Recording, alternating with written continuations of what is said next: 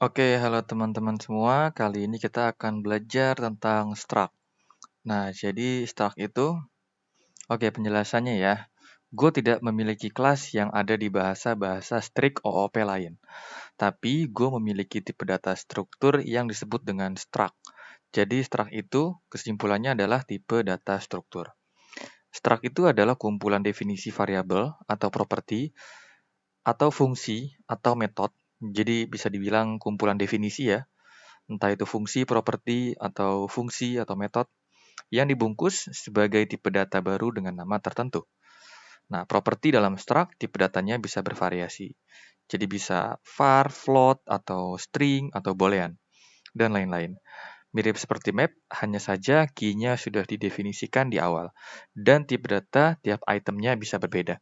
Nah, jadi sederhananya konsep struct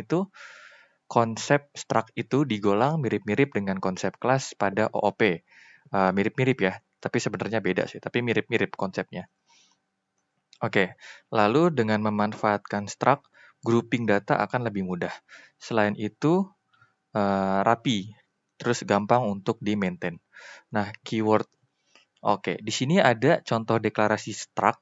Jadi pertama kita type, lalu nama struct-nya apa, lalu setelah itu struct. Di sini contohnya type student struct. Nah, nama struct-nya berarti student ya. Keyword type ini digunakan untuk deklarasi struct. Jadi pertama-tama kita butuh deklarasi menggunakan type. Nah, lalu struct student dideklarasikan memiliki dua properti. Propertinya yaitu name dan nilai. Name tipe datanya string dan nilai tipe datanya integer. Lalu objek yang dibuat dengan struct ini nantinya akan memiliki skema atau struktur yang sama. Oke, kita langsung praktek aja. Kalau gitu, di sini kita praktek tentang struct. Misalnya tadi dicontohkan kita pakai student. Nah, di praktik kita coba pakai user ya. Misalnya di database nantinya kita akan membuat struct untuk table user. Oke, jadi kita bisa di atas nih, di luar main, kita buat struct type, tipe data nama struct-nya user, lalu struct. Nah, isinya kita bisa taruh ID, tipe datanya integer, lalu first name, first name, tipe datanya string, lalu, gini aja, gede dua-duanya. Last name, tipe datanya string, lalu email, tipe datanya string, is active, tipe datanya boolean. Biasanya dipakai buat ngecek ya, user ini aktif atau tidak. Nah, struct ini kita gunakan di dalam function main. Oke, jadi pertama-tama kita perlu inisialisasi di dalam variabel. Contohnya seperti ini, user, titik 2 sama dengan ngambil dari struct user. Ini ngambil dari sini, type struct. Oke, lalu kita deklarasikan atau kita tambahin value-nya satu persatu, user.id sama dengan misal yang pertama. Lalu yang kedua, user.last name. Name. Ini berarti last name. Last name-nya, ini berarti first name. First name. Oke, first name. Misalnya nama teman-teman ya, Fatul. User.muin, ini last name. Lalu yang ketiga, email. Email, oke. Lalu yang terakhir, is active. User. Di sini kita true atau false ya, misalnya true. Is active. Nah, kalau kita panggil fmt.println user, maka akan memunculkan undefined fmt karena fmt-nya belum diimport ya. Jadi import fmt, kita clear biar rapi, go run. Nah, akan memunculkan data struct yang udah kita tambahkan di function ya, di function main. Sesuai ya formatnya. Nah, kalau misalnya kita cuma panggil di function main, tapi tidak kita definisikan nilai-nilainya, maka Golang akan mengirim, nah begini ya, default value. Jadi kalau struct-nya tidak kita isikan, berarti nilai default value yang akan dimunculkan oleh Golang. Default value dari integer, string, dan boolean. Tuh. String kan default value-nya kosong kan. Kalau boolean default value-nya false. Nah, jadi oke, di sini type struct ini adalah struktur data untuk mengelompokkan sesuai yang kita inginkan. Nah, ini yang di dalam type struct user ini adalah property, jadi macam-macam property di dalam struct.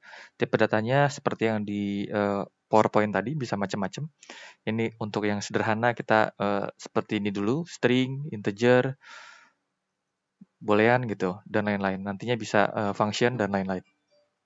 Nah, lalu struct di user ini sebenarnya mirip data di table user. Nah, kalau teman-teman pernah ngoding Laravel, ini sebenarnya mirip model yang ada di Laravel. Oke, kalau gitu sekarang kita coba pakai cara yang kedua.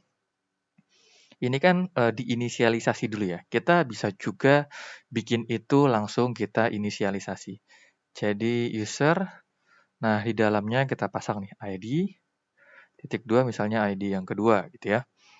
Lalu first name, misalnya first name-nya adalah Gilang. Lalu last name-nya misalnya Ramadan. Lalu emailnya misalnya gilangramadan@gmail.com. Lalu yang terakhir is active, sama dengan misalnya false. Kalau kita panggil user, sama aja ya. ID-nya 2, gilangramadan@gmail.com, false. Ya. Lalu kalau misalnya biar lebih gampang dibaca, kita bisa juga bikin seperti ini. Jadi kita enter aja. Nah, ke bawah ya. Jadi lebih enak buat dibaca. Is active false. Nah, jangan lupa di sini koma juga. Nah, kayak gini lebih gampang dibaca.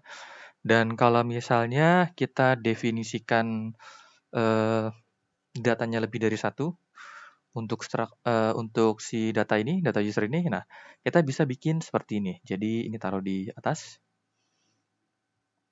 Yang pertama tentang si user, jadi yang pertama seperti ini. Misalnya user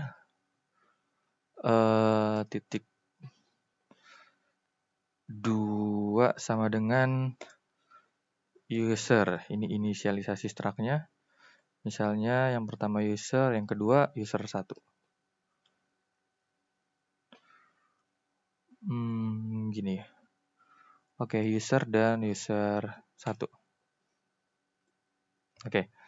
Ini kalau misalnya kita jalankan, kita clear dulu ya. Nah, kalau kita jalankan, datanya dua-duanya akan muncul. Yang udah kita definisikan ya. Jadi, ini adalah maksud dari struct untuk pengelompokan dari tipe struktur yang sudah kita buat. Kita bisa bikin dari struct ini buat isi data yang banyak gitu ya di map gitu. Kalau teman-teman mau tambahin user 2, user 3, user 4, dan lain-lain itu bisa juga. Oke, cukup sekian untuk struct dasar. Sampai jumpa di video selanjutnya.